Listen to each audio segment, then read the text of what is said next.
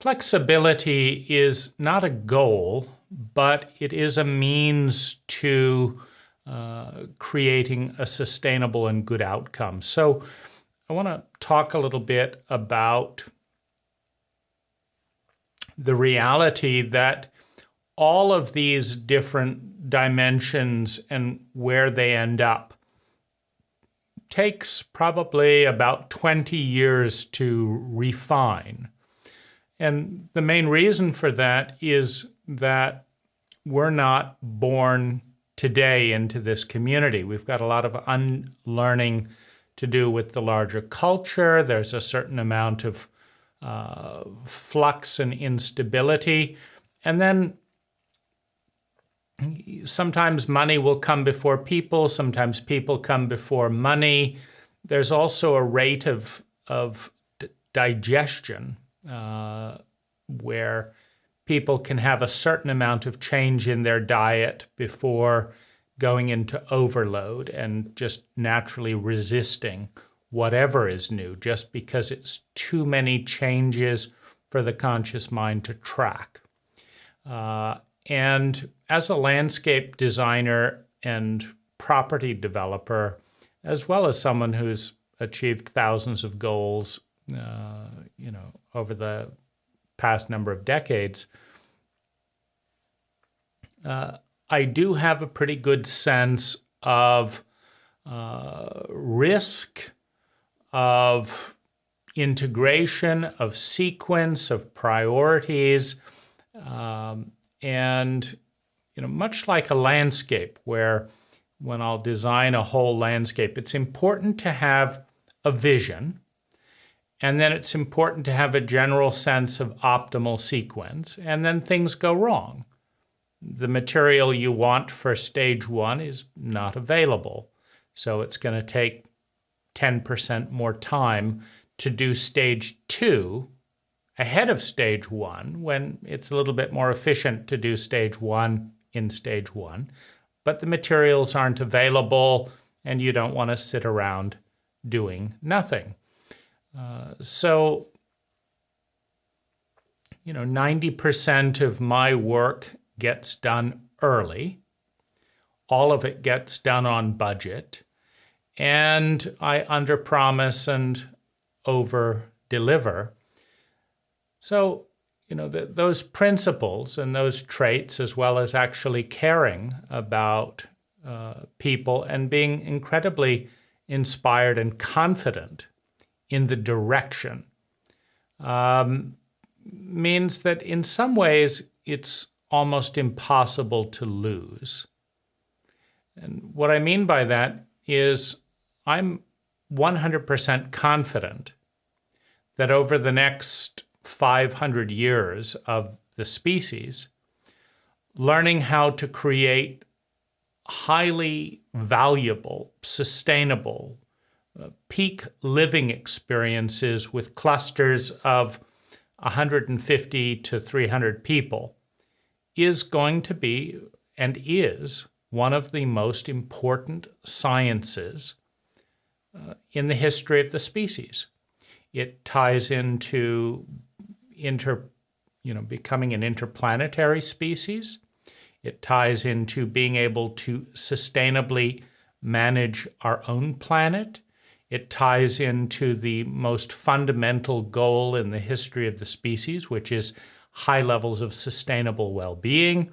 It ties in with world peace. It ties in with demilitarization. It ties in with healing racism, with going beyond the status quo in politics. It ties into health. It ties into family. There is no meaningful arena that is not benefited by a species having reliable recipes for sustainable, competent well-being in micro-culture clusters. We don't all have to be part of one cult or culture if we've got thousands of sustainable microcultures to choose from that are publishing metadata and certain metadata statistics are going to be more important to one person versus another one. Someone who is profoundly lonely,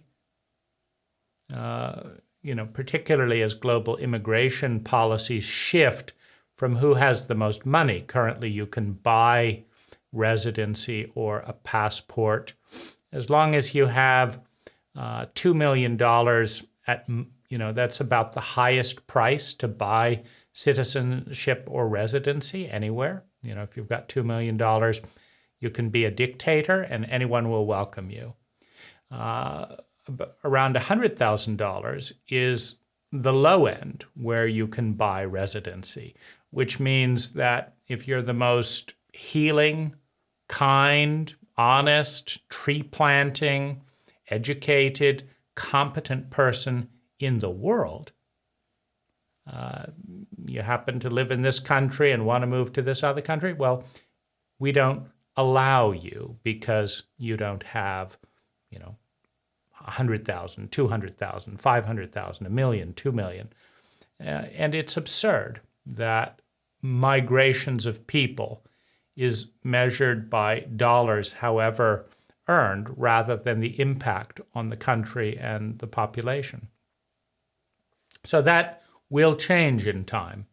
And as it does, those who contain the skills and the data to create sustainable well-being will be the most valuable people that any intelligent culture or country will want. And, we don't live in very intelligent cults or cultures. So, it may take 50 years, 100 years, it could be 300 years before it would be common sense. Right now, it is uncommon intelligence and very, very important intelligence to be present, but it may be, some time before that's common.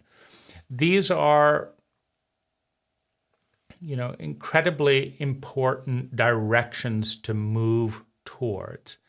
And, in a situation where almost no one is paying attention to this, there's a juggling act. And so,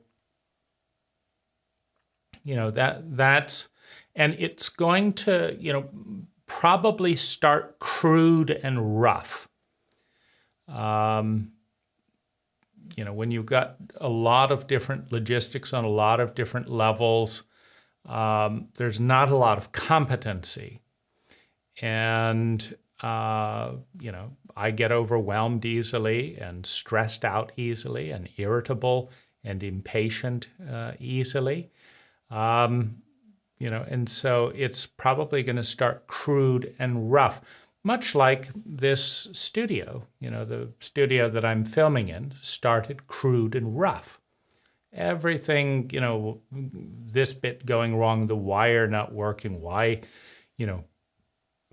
isn't the TV behind me turning on automatically? And, it's a month of crude and rough. And then it's grace. Then it's effortless. Then it's walk in, press a button, press another button, and it flows. And so the real technology or the real kind of goal, the kind of the sweet spot in all of these things is to go through the learning process, enough to tumble around enough and make enough mistakes, etc., and then come out the other side with a system, with a protocol that is far easier than the protocol before. And so, there may be whole regions of the dimensions in this series of dimensions that, don't get fussed about for a number of months or years. But it's really important to understand where you're heading. And the reason it's hard to go wrong is if you're publishing the data, and this is what I love about the app, if you're publishing the data, everyone learns by what you do wrong, so that's a success. Everyone learns by what you do well, so that's a success. It is the single most important undertaking of the species. And so you can't go wrong moving in a good direction along those lines. And, you know, there's nothing I'd rather be doing. If I'm going to fail, there's nothing I'd rather fail at more than the process of iterating intentional 10x community. Because when it gets right, in a month, in a year, in a decade, in, you know, however long it takes, when it gets right, you know, it's magnificent. It's absolutely magnificent. You know, so this is my kind of general paradigm around this whole dance with all of these different things. And probably the worst, you know, thing that can go wrong is hostility from the surrounding cult towards an emerging cult, however intelligent. There's an immune system in every cult that rejects all change and unfortunately does not discern between intelligent and regressive change. So, you know, the worst thing that could go wrong is the more the cult succeeds to blossom in a new form, the more the outer cult, the host cult, gets up in arms and, you know, is frightened and tries to attack it. You know, and if you spend 10 years, you know, creating something wonderful, only to have it undermined constantly by, you know, people that don't understand it, either because of a fundamentalist religion or something like that, you know, it's miserable. That's kind of the worst, you know, the worst case scenario, I think. And, you know, and then a very common issue is power struggles before anything has a chance to gel, leading to so much chaos and uncertainty that it's too much for anyone to handle and there's too much conflict. So, you know, that's probably, you know, those are probably the two biggest things to deal with. And, you know, I'm spending a lot of time on the selection of the site, as well as the selection of the people. And, you know, that's all part of the flexibility. But, you know, we will probably fall flat in our faces 2 or 3 times. And we won't know where those will be exactly until they occur. You know, but they're built into the plan. So it's an exciting ride.